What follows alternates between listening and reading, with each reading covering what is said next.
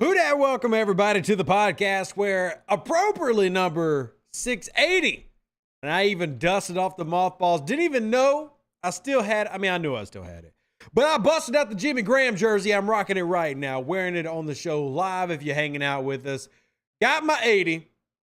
Also, not just talking about Jimmy Graham, but I do want to talk about the return of Jimmy in maybe a little bit more detail. Alvin Kamara mentoring Kendre Miller. I am extremely excited / proud of that.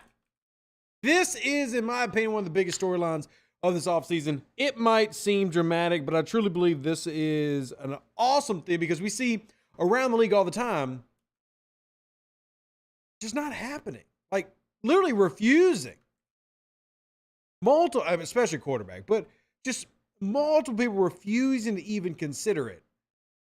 And I hate that. And if you remember, Alvin Kamara once had a quote about, Ingram and just talking about him and how much he respected him, but also more importantly, how he was a great friend to my brother and a mentor. And now kind of passing it on to Kendre Miller, I'm really, really excited about.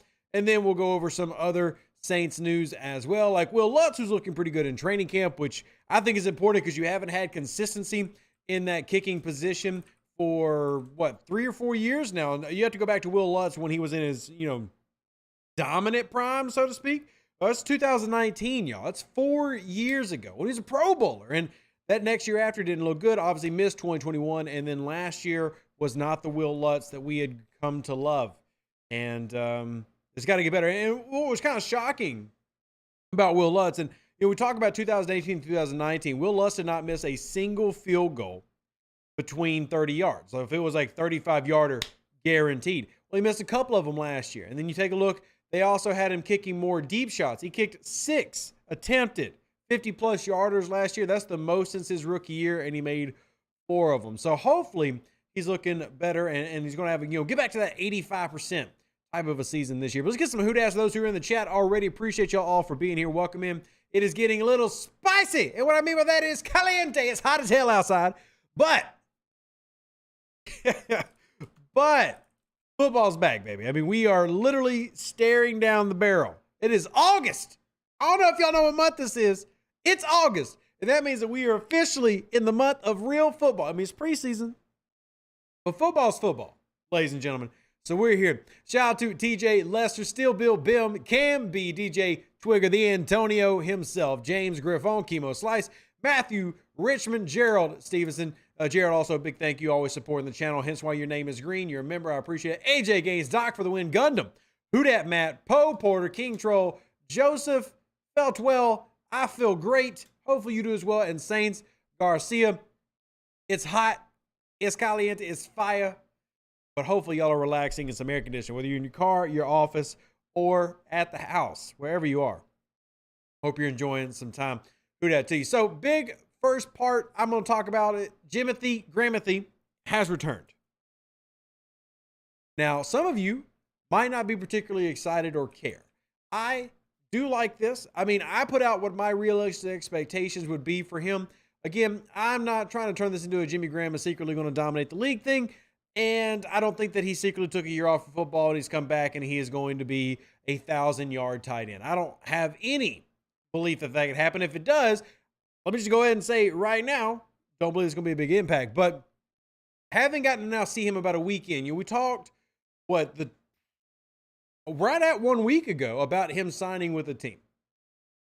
But now we've actually got to see him in uniform, see him on the field. Does he actually look in shape? Does he actually look like a big body who can contribute to this team? And in my opinion, he does. Having actually gotten to see, this past week, I think Jimmy Graham looks like a guy who doesn't just seem like this dude who's going to come in training camp and retire.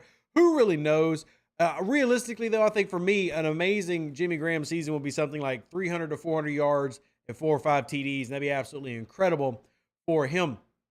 But when you look at the overall roster construction right now, Juwan Johnson, Foster Moreau, Taysom Hill, and then the Jimmy Graham, Jesse James, Lucas Kroll, who do you end up keeping and do you keep 4 names? If you keep 4, how are you, kind of quantifying Taysom Hill, who also had a really nice acrobatic catch earlier today, which is really neat. I mean, the dude is just makes me feel kind of weird because I'm about the same age as Taysom Hill. And he is in way better shape than me and doing pretty amazing athletic things that I'm just sitting here not doing at all. Yeah, because Taysom turns 33 in like 3 weeks. But when we think about Taysom Hill, we don't think of him being that old. But his rookie year in the NFL is 27. Remember, because he went to BYU, he did the whole missions thing with the Mormon Church. So he came in the league very, very late. So even though we've only had him for like 6 years now, he's also 33. And it's amazing what that man is able to do. It just inspires me to work on myself. Like, I need to be better at taking care of my body, because it's absolutely ridiculous that man is still and he looks fresh and he looks good. And I mentioned this about Alvin Kamara a couple weeks ago, how good Alvin Kamara looks in camp. And when I say look good in camp, I'm not necessarily talking about like Alvin Kamara or Taysom Hill looking like, oh man, look, they got this great new spin move. It's more of a look how, just in shape and conditioned they are, and how well they're performing on the field, and how quickly they're in their cuts and out of their cuts. And that's cool for me. And, this started with the Jimmy Graham conversation today. And that's the thing with Jimmy, is Jimmy looks solid out there in terms of athletically.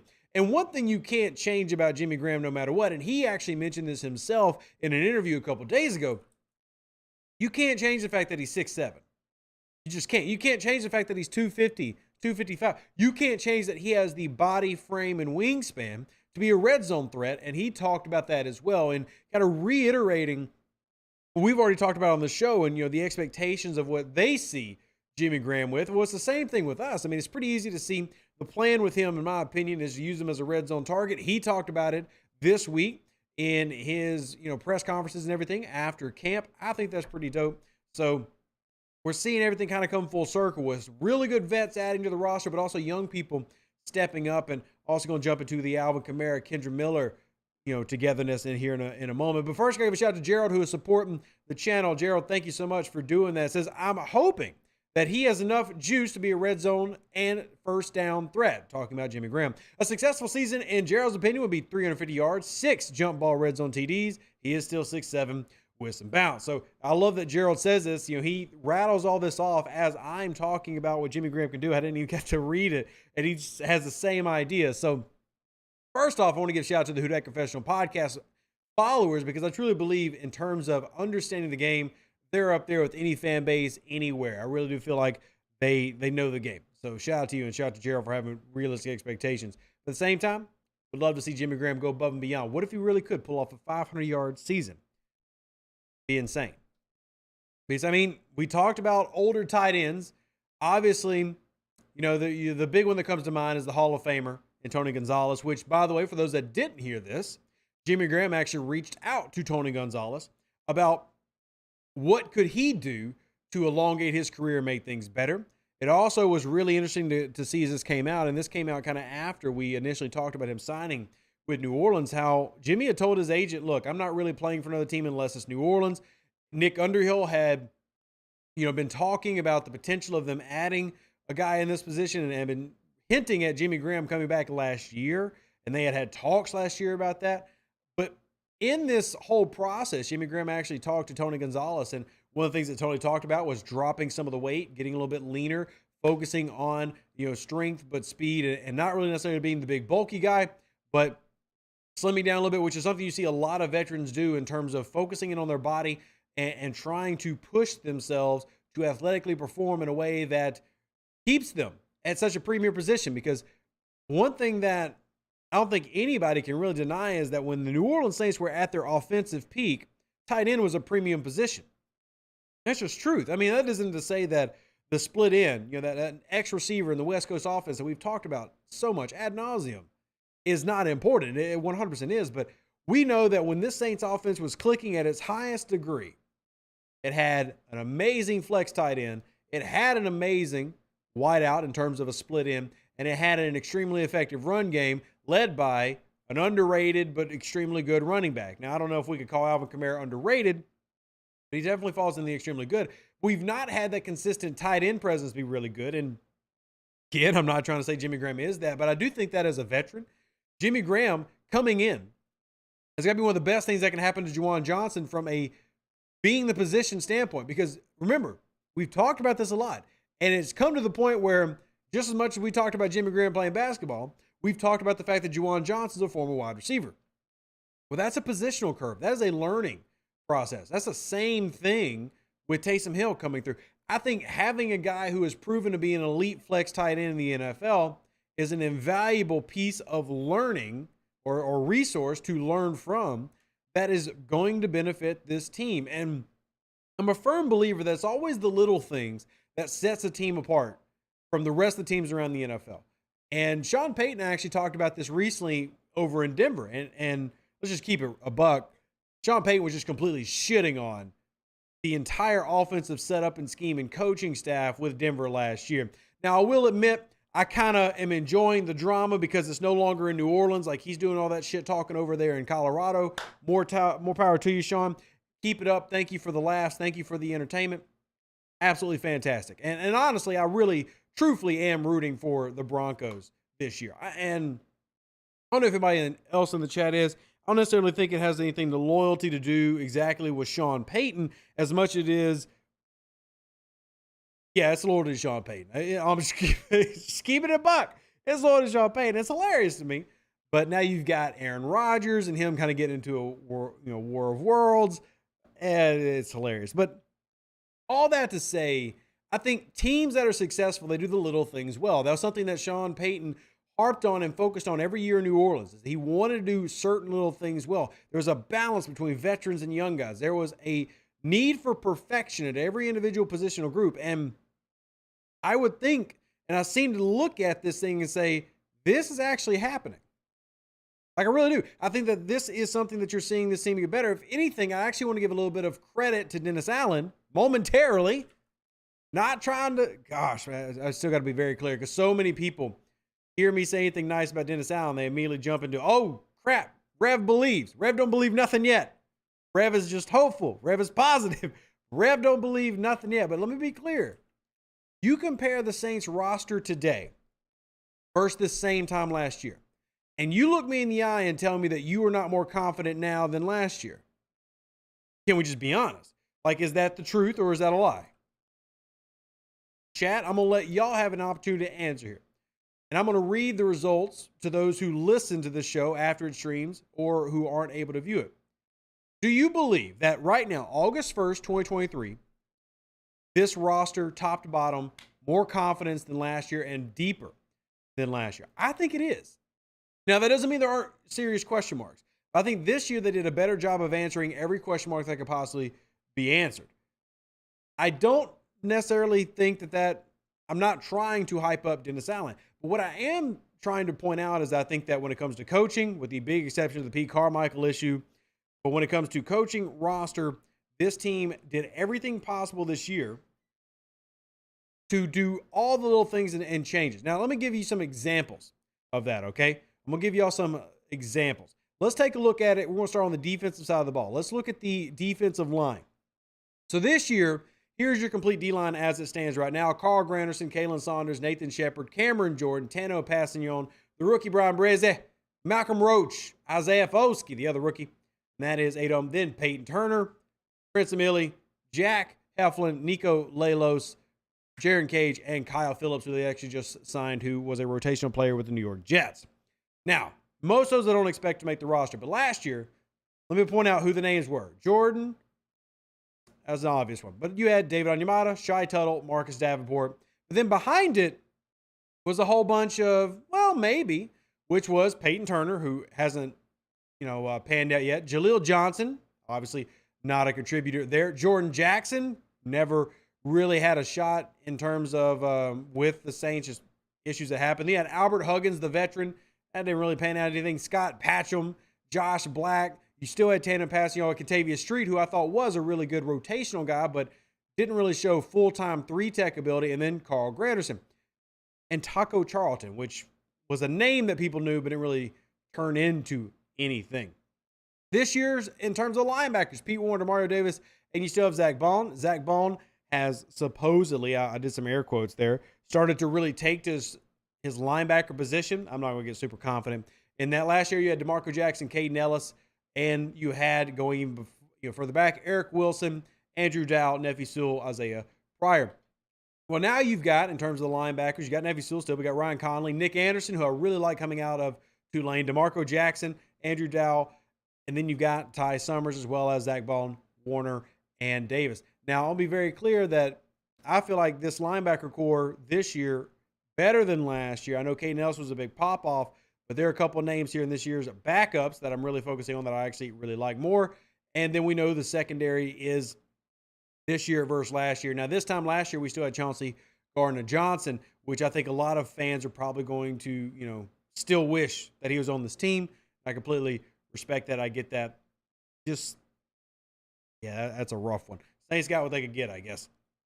But I think that this year's secondary is going to be better by default because your two safeties actually are coming into this training camp knowing the system instead of learning the system. I think that is a significant improvement, as well as adding, in my opinion, better backups with guys like Lonnie Johnson. And in terms of the, Yiadom, Isaac, I think that's better than what you had last year, which was the Daniel Sorensen's and the Bryce Thompsons and the Vincent Grays. I think that's better this year, just depth-wise. Starters, still question marks. I still have a huge question mark when it comes to, the two rookies on the D-line, and when it comes to, can Kalen Saunders and Nate Shepard really be that plug-and-play, especially in the run stop, that the Saints team needs. But I think depth-wise, it's there, and then the offensive side of things I think is much better in terms of depth. Tight end, significantly improved. Obviously, you're replacing the just never really panned out for us Trotman with Foster Moreau. You still got Juwan Johnson, Taysom Hill. Now you've got three guys fighting for a position I think makes a really good, interesting camp battle. You got Lucas Kroll, you got Jimmy Graham, and Jesse James. Last year, those back-end names in tight end was Nick Vanette, Brandon Dillon, J.P. Holtz, Lucas Kroll. Hands down, not even close. This year's tight end group significantly higher up on the list. I also think that this year's backup offensive linemen are significantly better than last year, and I really want to harp on that for a second because that's James Hurst. That's Nick Saldivari, who I am very high on, and I've been honest about that. Storm Norton, Max Garcia, brought in a veteran as I thought they would. Calvin Throckmorton last year at the same time was Forrest Lamp, who sadly never really had much of an NFL career due to injury. Nick Martin, Calvin Throckmorton, and Landon Young. Landon Young still with the team, by the way, but those are your primary backups. And then it was guys like Josh Andrews out of Atlanta and Gerald Hawkins and Lewis Kidd. Definitely an improvement in terms of that for New Orleans, and I think wide receiver as well. So lots of talking, but I think that from where they are right now, from a depth perspective with quality veterans and young guys, they're in a better position this year than last year. Doesn't mean I am 100% believing in Dennis Allen, but most of my belief is more pointed at Pete Carmichael than it is DA. We'll just have to see how it pans out. But in terms of offseason, I've said this before, I really think that this offseason did a fantastic job. And then take it to that next step where you have guys who are veterans who are training the new side. And this brings me to the next part of what I wanted to hit at today. Charles, by the way, keep cool, says the high today in Orchard Park was a blistering 75. I checked the heat index today, was 111 with 50% humidity. Beautiful Louisiana August weather. It was absolutely incredible. Every time I, sometimes start missing the idea of playing football in high school, I remember that literally this time, 15 years ago, God, I'm getting old. My butt would have been out there in pads and two-a-days dying in a heat stroke. So then I'm like, man, it's really nice to be talking football with a podcast instead of out there in the grass with my heart going 500 pounds a minute and I'm dying. Every time you miss it, just think about that. The games were fun. Don't get me wrong. I loved playing football on game day. But good Lord, it's hot as hell right now. I would literally die if I had to go through that practice regimen again. 100%. I would die. I would die. But another thing that I think that really kind of elevates this team is, and this isn't me taking a shot at AK last year, I'm just being honest. We have seen, and he is discussing it, there's an active role, an active move by Alvin Kamara right now to literally take Kendre Miller under his wing. Now, there's a great article that's come out. There's a couple articles that have come out about this, some great quotes from it. And this is not taking a shot at AK. But last year, AK was not doing this with Tony Jones Jr. AK was not doing this with Devine Ozigbo. AK was not doing this with Abram Smith. Okay? He was not taking these running backs under his wing and trying to train them to be the next stud. He's doing it with Kendre Miller. Now, to some people, that might mean nothing.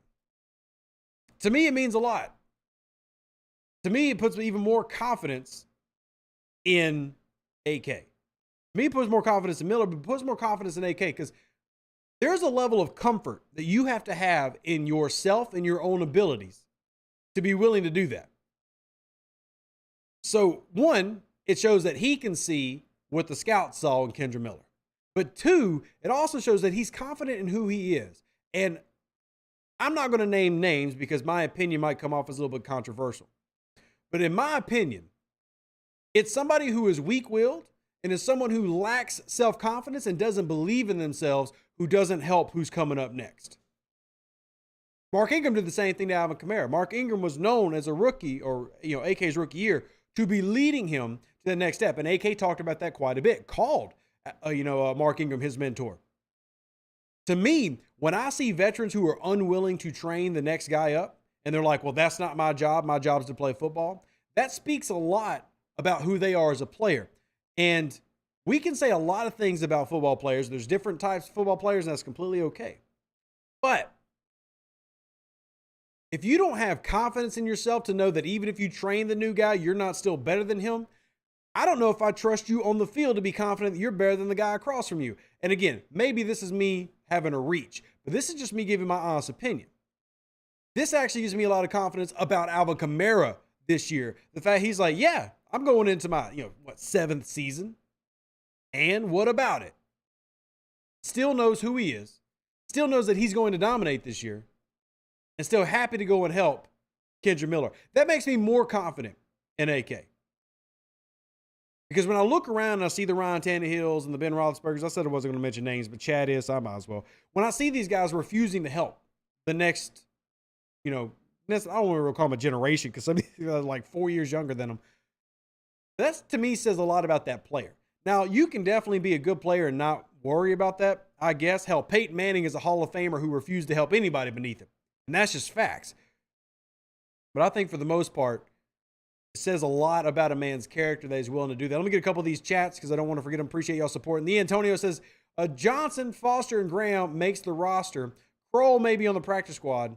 Too bad Jimmy Graham left. He would have been a Hall of Famer in this offense. It was tailor-made for his skill set. And Sean Payton. I agree with you, Antonio. I hate that he left. Obviously, the circumstances were rough in that. But I'm glad he's back. Don't forget about Taysom Hill, though. I know he's an X factor. Where the hell do you put him? But don't forget.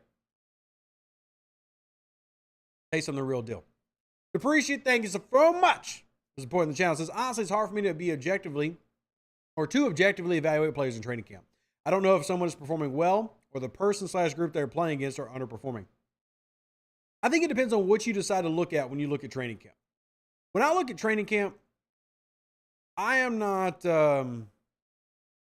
looking at it from perspective of elite play. What I mean by that is, like when we look at the game tape, and y'all have watched plenty of game tape with me, we've done this together. When I look at game tape, I'm not looking at the same thing when I look at a game tape as I am training camp. I'm more looking at your conditioning. Like, for example, how are you handling this heat? We saw, Billy Oshie's not here, but he'd be going at it. But Andres Pete had a little bit of a quad injury. These soft tissue injuries are really big things to worry about when it comes to things like dehydration, everything. Cramps are a big problem. We've had, I think, 5 different players that I can name in the past few days who have had to be put aside because of the heat. But there are other guys who are able to handle it just fine. I think conditioning is something you look at. I think when you see him going or see them going through drills, it's important to see, okay, well, how quickly, how are they going through it? When you look at, if you're trying to find something specific to look for, say, in a running back, look at their hip and ankle flexion. Do they look like, not only do they have the conditioning to make it through the practice and they look good, but also how are they looking athletically from a standpoint of the ability to move laterally, the ability to move in short area quickness. All that is important. And that's actually one of the reasons that I was excited about Jimmy Graham is like, oh, wow, he actually still looks like a good football player. But I also don't have the expectation of popping in the film first 4 games of the year if he's on the roster and seeing Jimmy Graham just straight up dominate with 100-yard games. Could it happen? Sure. Do I expect it? Not at all. But it's still good to see. And that's the same reason I get excited about the Kendre Miller and Alvin Kamara thing. And I also point out that watching them go through like the bag drills and everything, Kendre Miller ain't on AK's level yet. I'm not saying he's not going to get there. I'm just saying he ain't on that level yet. Because AK has looked just fluid and smooth and just damn crispy, like crispy bacon. The man's just looked good. Okay? I'm just keeping it a buck. He looks good right now. Now, a question just came through. Do you think the Saints carry 5 tight ends? Absolutely not. Absolutely not. I do not. I mean, historically, I'll go through the years, but there's almost no year where you can find where they kept 5. I don't honestly think I can find a year. I'll look. The closest that you're going to find is 4. And it depends on how they choose to line up Taysom Hill on the depth chart. Which that doesn't really matter. You're just talking about, playing him. But like, for example, you go back to 2021, there was technically 4 tight ends. You had Adam Trautman, you had Garrett Griffin, you had Juwan Johnson, and Taysom Hill. Though Taysom Hill was the primary backup to Jameis Winston. And they've used him on the depth chart in multiple positions historically. Like you've seen Taysom be listed as all kinds of things on the depth chart. Last year, there were 4 tight ends. Juwan Johnson, Adam Trautman, Taysom Hill, and Nick Vannett to start the season. But I don't think they keep 5. So I think the key is, who are those 4? The only negative, I guess, that kind of gets brought up here is a lot of people are really high on Lucas Kroll. And I understand getting high on Lucas Kroll. There's definitely reasons to like Lucas Kroll. But Lucas Kroll would probably be the short man out and probably get thrown out of the practice squad if Jimmy Graham is on this team. Because I think Foster Moreau, Juwan Johnson, Taysom Hill are locks. It's not even in discussion. That means there's one more. Now, on the why Jimmy Graham wouldn't make the roster argument, is Jimmy Graham at 37 years old? He's not 37. Not 37 yet. I think he turns 37 in like 2 months. Is Jimmy Graham going to do anything with special teams? Nope. But Lucas Kroll would. So, again, Lucas Kroll's only played 1 game his whole career. It's not like Lucas Kroll is his big name. But there are a lot of fans out there who are really into Lucas Kroll. Like, they look forward to Lucas Kroll. They want to see what he can do. He definitely was one of the training camp darlings of last year. I think he ends up being the short man out. I do believe that just based off right now, I would say Jimmy Graham plays this year.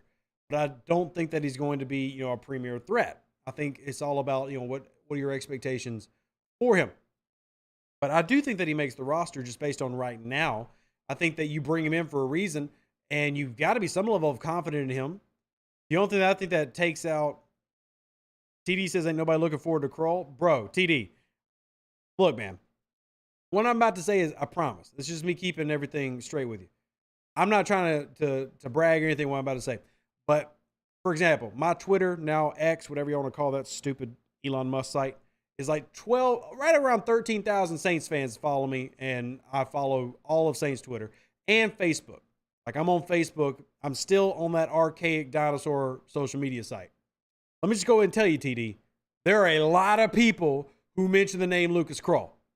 I'm just saying. There are a lot of people who mention it. I'm not saying that it's right or wrong. I'm just saying that you would be surprised how many people have got Lucas Kroll listening. And honestly, if you are a Saints fan who listens to multiple podcasts, walk yourself down to the Locked On Saints podcast. Ross Jackson has mentioned the name Lucas Kroll many times. Now, I believe that Ross loves to pick out names just because he likes the story, as in like, no-name guy, going to make the roster, here's how he could be an up-and-comer. I think Ross loves those type of stories. So he tends to be more inclined to mention those. He's going to hype up people. I'm just saying he will. But it ain't just Ross Jackson mentioning Lucas Kroll. There's a lot of people who, believe it or not, looked at that guy. So 9-on-2 says Jimmy blocks no tight end. Blocks like lime anymore. It's always quick blocks to move a guy. Hey, I don't think you bring in Jimmy Graham worry about his blocking at this point. So let's wait and see. So finding expectations. Now, Who Dat Matt says they won't move on from my boy Taysom, right? I don't think there's any desire to move on from Taysom except moving on from him as a quarterback. And I want to say something real quick. I believe Taysom should still throw the football. I really do. I think that if he's got the ability, put it out there. Just like how basically every Willie Snead pass in his NFL career was 50-yard TD, you can use Taysom Hill to throw the football. But one positive I will give Dennis Allen, I'm a firm believer in speaking positivity into the world. You can't be negative with everything you say. One positive about Dennis Allen above Sean Payton, Dennis Allen's like, oh no, we not screwing around with that whole you are a quarterback mess no more. That man came in and shut that down last year. He said, nuh-uh, no more. No more. We ain't doing any more of that you are a quarterback. You are an X-factor tight end. And that's one thing I appreciate DA. He put that to bed. None of those stupid Steve Young storylines popping up in the middle of seasons anymore. None of the broadcasters talking about how they had a lunch with Sean Payton and he hyped up Taysom Hill as the next Hall of Famer. No. I appreciate that from DA. As one thing about DA I give him credit for and say, look, I agree with that 100%. But I think that is giving Hill the opportunity to be the best NFL football player that he can be. I really think that is what he's doing. Is he's giving him the best opportunity to be a dominant player in this league as an X factor, because I think that's where Taysom can dominate. I think Taysom can throw the football. I think Taysom can run the football extremely well. I think Taysom can do just about anything. And last year, the fact that Taysom had basically 100 rushing attempts and still caught, 10 passes. I do think that he needs to be a little bit more involved in the tight end game and still threw the football. Don't forget, last year Taysom threw the football. He threw 2 TDs, don't forget. So I'm okay with all those numbers. I think what you saw from last year, the only negative about Taysom Hill last year was named Pete Carmichael. It wasn't even Taysom. Pete Carmichael stopped using Taysom for random spurts in the season for no damn reason. Honestly, I think Taysom probably should have had a good 10 or 12 total touchdowns instead of only 9. And I think that Taysom should have had a good 20 receptions instead of like 10. And I blame Pete Carmichael for all that. Hopefully Pete Carmichael improves, though. I mean, we got to hope. We got to be positive, right? Hopefully he improves. But I personally think that was more on play calling than it was on Taysom. And I think last year truly was the best Taysom we've ever seen, going back to maybe 2020 being the other good year. 2019 Taysom is the Taysom Hill that showed me that he can be a tight end, but he also had Drew Brees then. And nobody's really given him the opportunity to be that type of receiver since then. But if you could take the receiving tight end of 2019 with the runner of 2022, Taysom's legit. Taysom's legit. I just think you got to have a guy willing to throw in the football. You got to have a playmaker and a play caller who knows what the hell they're doing. So Lester says, I'm okay with Taysom still throwing the football with a little bit here and there, as long as it's in his backyard home with his kids. See, Lester, I'm truly okay with him throwing the football in games. Because the thing is, he's a former quarterback. And if he's not somebody that they have to game plan against, we've seen this before. When Taysom Hill just comes in randomly, he can complete very nice passes and confuse defenses, and they don't know what to do because they expect him to run the ball. He ran the ball 100 times last year. When he comes in, they're stacking the box, and they're expecting Taysom to try to Mike Allstott them. I'm completely okay with him throwing passes. I just don't want him being the quarterback. So, does it seem that Pete Carmichael is more locked in than last year? I'm hearing things that the offense is doing, things we weren't doing.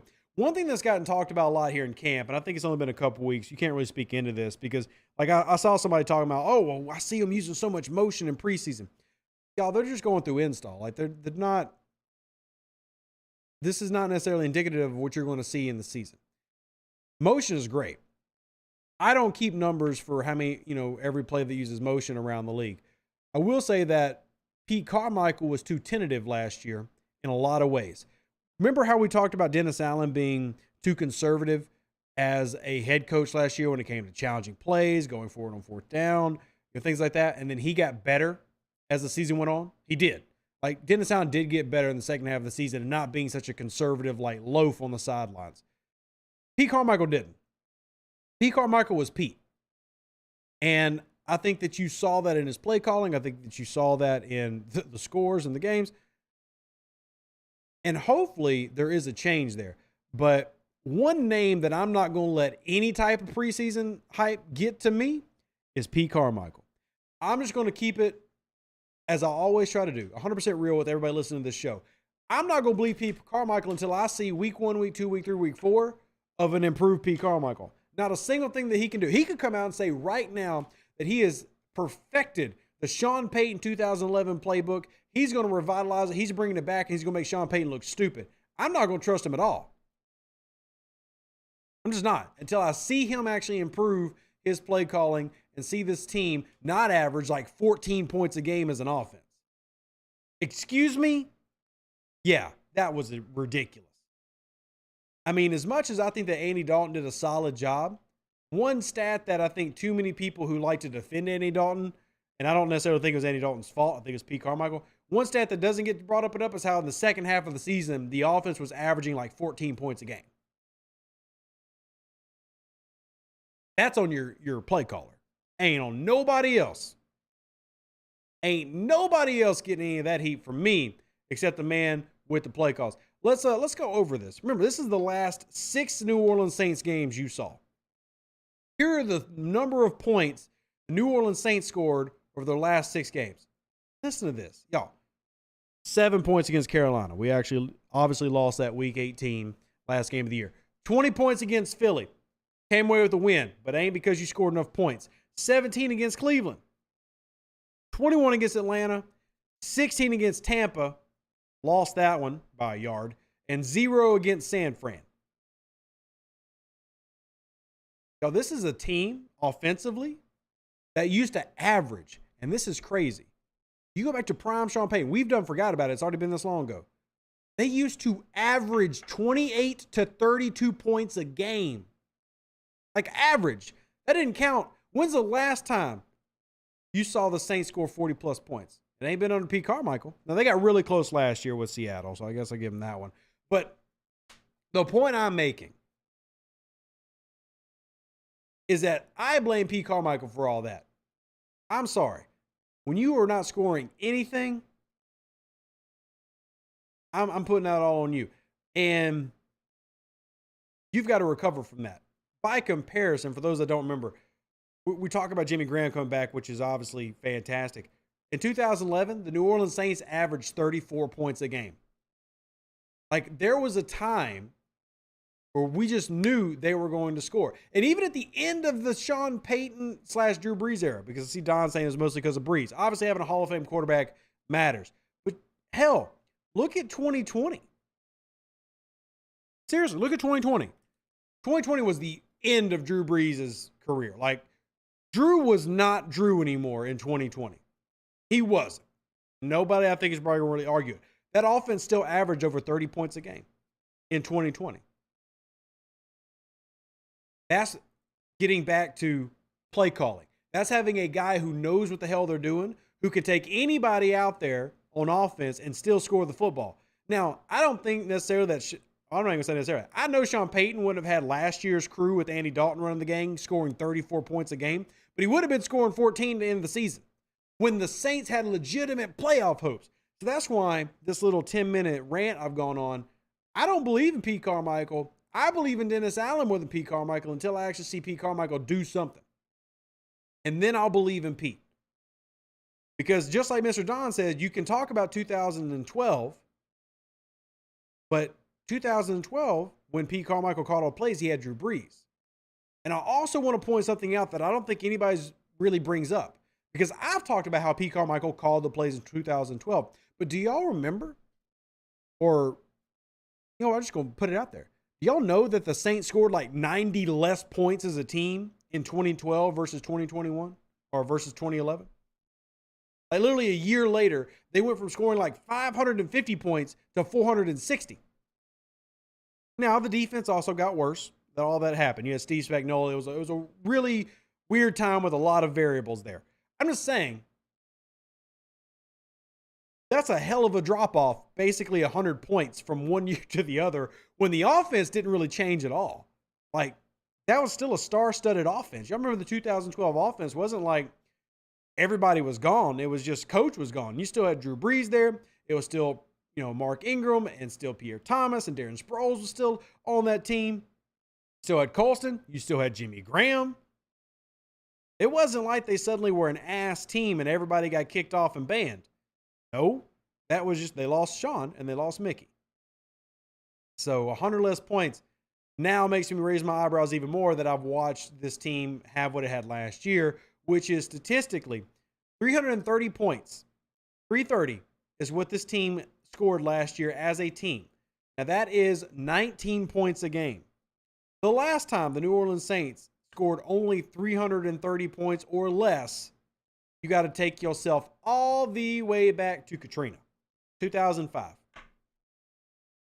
That's the last time. You got to go all the way back to 2005. And in terms of points per game, so let's take Katrina out of it, right? Because obviously that was a horrible situation that happened to the city. That was just trash and that sucked, blah, blah, blah. You go back to even 2001 under Jim Haslett, the team averaged 21 points a game.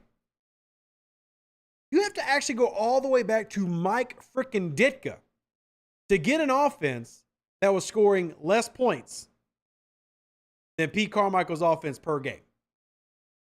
That's how far back you got to go. 1999 with Mike Ditka. This is how far back you have to go, not counting Katrina, for the Saints to be scoring less than they did last year per game. That's why I don't trust Pete Carmichael, and that's why I need to see him improve no matter what. Not a single thing he can do in the preseason, not a single thing he can do in training camp to make me believe until I actually see it on the field. Now, another year, his system, his way can make it happen. And I'm here to make it, I'm here to believe it. But as much trash as we talk about various things, I was putting that one out there. Putting that one out there. That's how bad the offense was. Like, it's the worst it had been since the Ditka era. And I'll be honest, I don't remember who that OC was with Mike Ditka. I'm going to have to look it up. It was Danny Abramowitz. I forgot Danny Abramowitz was there. Danny Abramowitz, the New Orleans Saints' first all-pro wide receiver, fun fact, was also the offensive coordinator still. I thought he left in 99, but he was the offensive coordinator from 97 to 99, and they averaged 16 points a game in 1999. So, Pete, you got to fix it. And just to give you a number of where I need this Saints offense to be, I think the Saints offense needs to average at least 25 points a game. So that means I'm looking at them scoring 425 points as a team this season. That's what I need minimum from them. 25 points a game. And if the offense can get back to that, that's still nowhere near Sean Payton and Drew Brees level. Because as I said, at their peak, Sean Payton and Drew Brees were doing 10 points more than that. But if this offense can do 25 a game with this defense, they're in the playoffs. They're in the playoffs. Hughes Batman says, wonder what changed with Pete. He begrudgingly took the job last season, but seems locked in this season. Can't really speak to that. I honestly don't know the answer. So it'd be just pure conjecture because I really don't know. How do we get back to that Super Bowl offense that we won that year? I'll be real with you. I'm going to keep it. I'm way overusing this phrase tonight, but I'm going to keep it real. I don't believe that this offense will ever get back to Super Bowl offense of like Sean Payton era without a new play caller. Now, what we do have is a Super Bowl defense, and you can get to the Super Bowl with an amazing defense and just a good offense, but they're not a good offense. But unless the Saints magically pull a Hall of Fame quarterback out their ass or find a Hall of Fame offensive coach, I don't believe the offense is getting back to that level, which is why I say 25 points per game, because 28 points per game is elite. 30 points per game is insane. I just need 25 points per game. I just need above average to good. It's the same argument we used to make about the defense all those years ago. Just being real. The same argument we used to make. We used to talk about, man, if the Saints could just have a damn good defense, playoffs. And truthfully, the Saints finally did it. From 2017 to 2020, they had it. You had the end of Brees' career, but you had a great defense with a great offense. And to this day, I will never stop saying that 2018 is the second Super Bowl the Saints should have had. I know a lot of people bring up 2011, but I truly believe that 2018, New Orleans Saints were the best team in the NFL, and that was BS. They should have had another Super Bowl that year. So, Don says Pete probably going to feel more confident with this quarterback than the last ones last year. That's probably the difference. I do think that quarterback-wise, better for him. Sure. For sure. So, I think we get 28 points per game if we get the 2019 Derek Carr. So, here's my only thing with that. Maybe. But I still think that comes down to play calling. Because 2019 Derek Carr, that's good Derek Carr. I say the best Derek Carr. Let's just use 2020 to give you a regular, just kind of like semi-familiar year. And also, I wanted to pick a year where they actually had a non-losing record. Because 2019, I think they only won 7 games. So, offensive coordinator, that would have been John Gruden in 2020. I mean, I know he's the head coach, but he was calling the shots. That would have been John Gruden.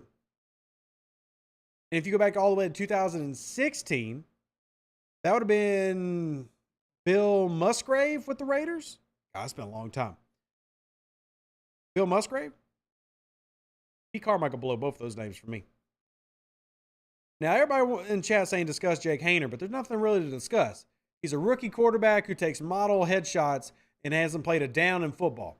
I'm not getting excited about a rookie quarterback in training camp. I'll get excited about any special teams player or any skill position player you want me to be excited about. I'm not about to get hype over a quarterback that has never played NFL down.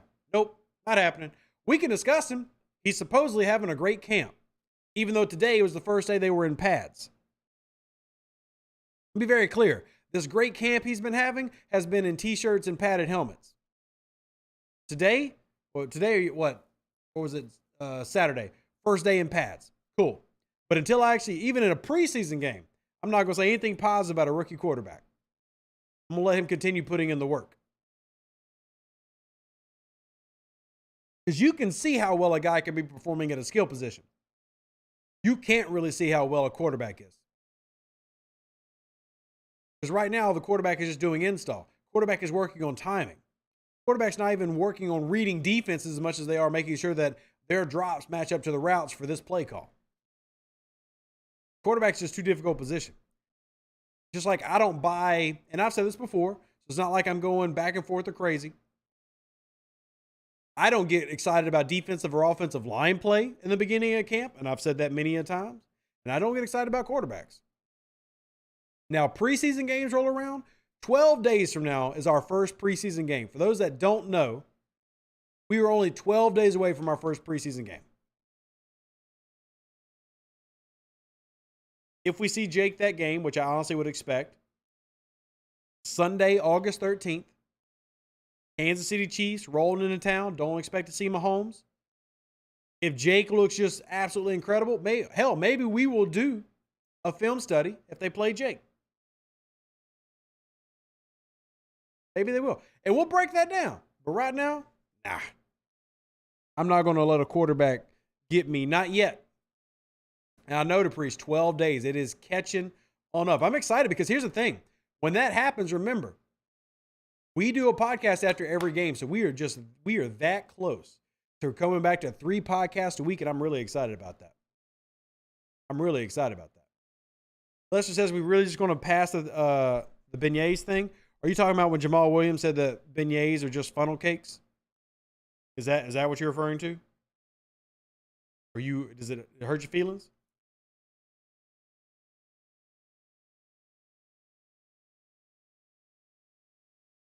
Does it hurt your feelings? Simply talking about them ain't crowning them? Nah, you trying to crown them. I'll be honest. That didn't offend me at all. Now, I will say that from a culinary standpoint, I can speak on this because I'm fat. From a culinary standpoint, there is a difference between a beignet and a funnel cake. From the very, how you actually make them, they're made 2 different ways. But honestly, there's not a huge difference because they're really both just, if you ever had even a good beignet or a good funnel cake, most of what you eat is powdered sugar. I'll be real. There's not a huge difference between the 2 of them. There is a difference. Beignets are fluffier, I ain't mad at him for that. I'll tell you why I'm mad at him. That man put barbecue sauce on crawfish. Like, if you want to get mad at him, get mad at that. I'm not worried about the funnel cake thing. That man putting barbecue sauce on his crawfish.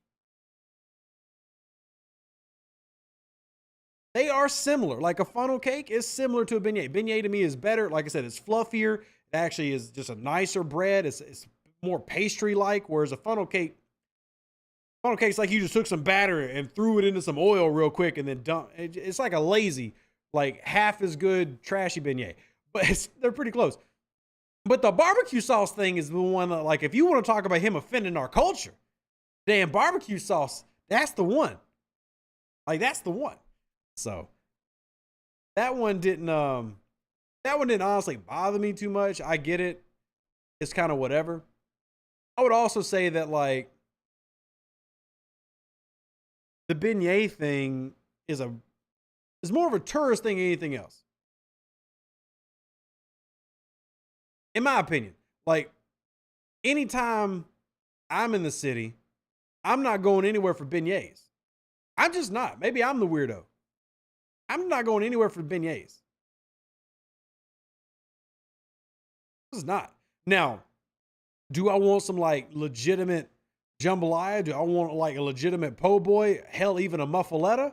Sure. That I'm down for. Like, let's go to a legit spot and eat good. Beignets are meh.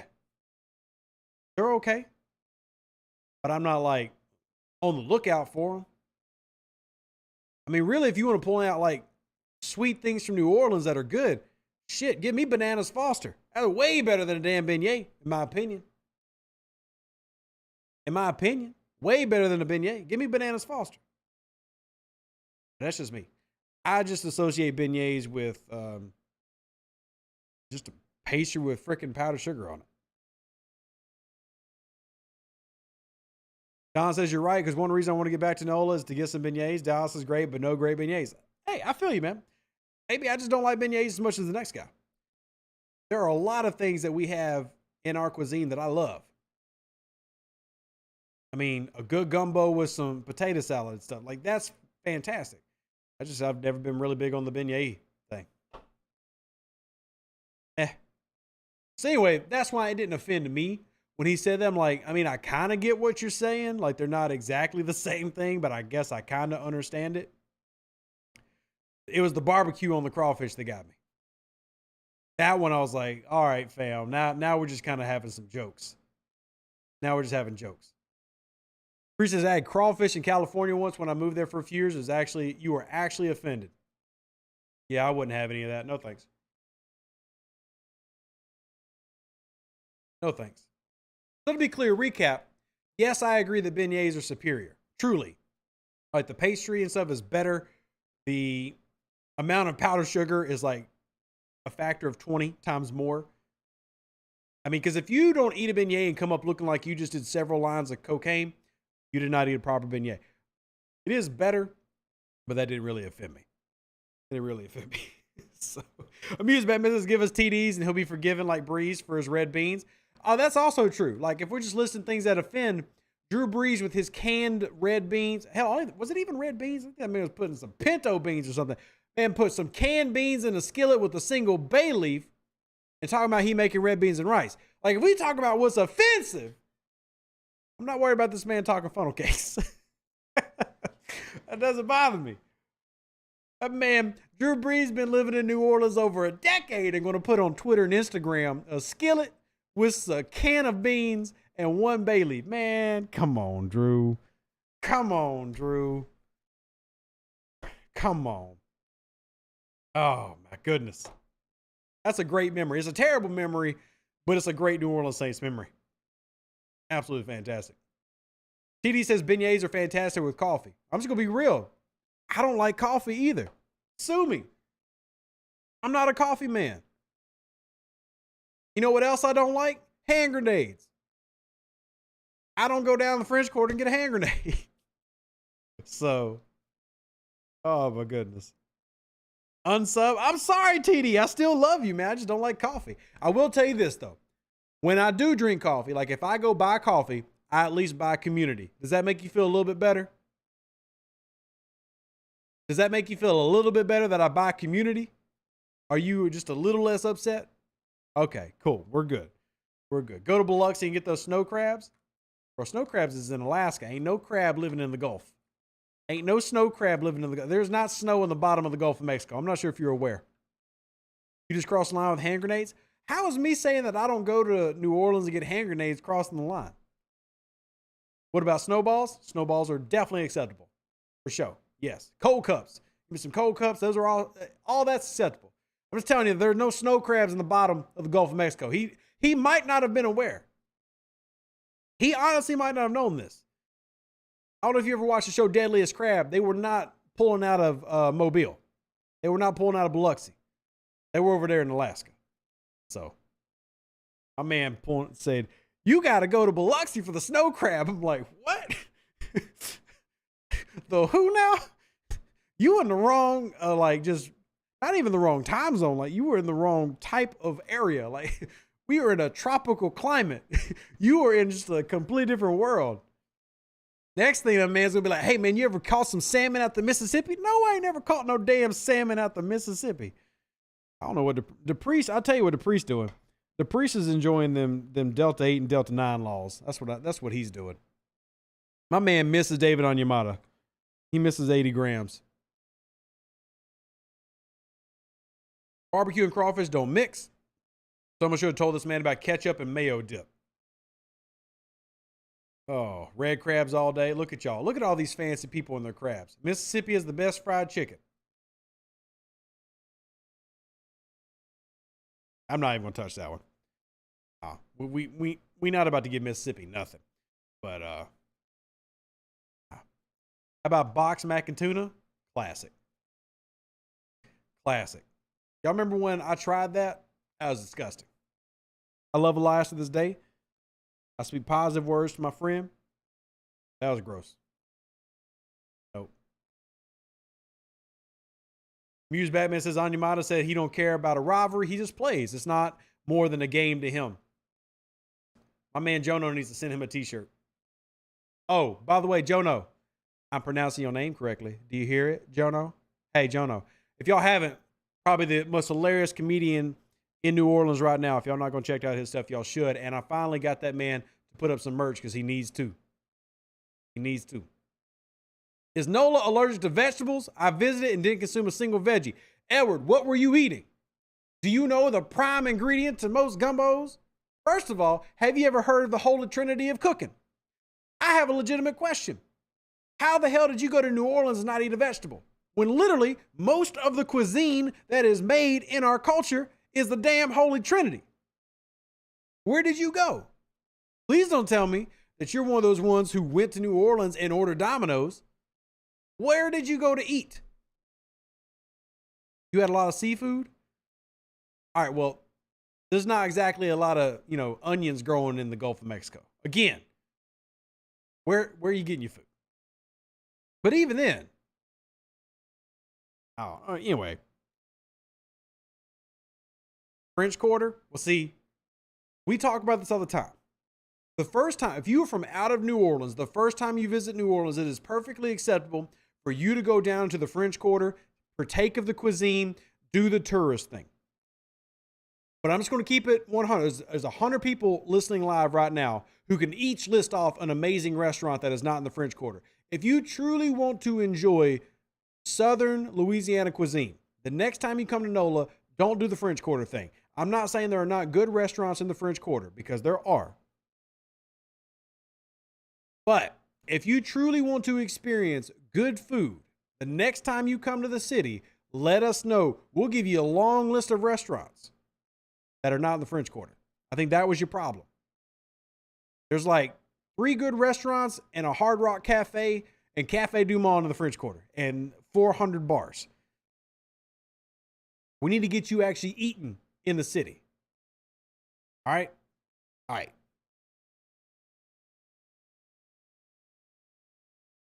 It's so hit or miss, but mostly miss. It really is. I mean, it's a tourist place, right? Don't let me catch you at Willie's Chicken Shack. Oh, man. We are right at an hour, so we need to wrap. Look, we'll be back Thursday. I'm having a great time with y'all, as I always do. I love y'all. I appreciate y'all. Y'all are the best Who Dat Nation in all of the nations. You're the best nation, period, but Who Dat to you. We'll be back Thursday for more Who Dat Confessional, for more New Orleans Saints talk. Don't forget, man, we are getting closer and closer to the preseason being here. Appreciate all of y'all. Join the Discord if you haven't already. Completely free to join. Come talk. Shop. Who Dat. God bless. Catch you on the next one. Deuces. That's me. We outie. See you next one.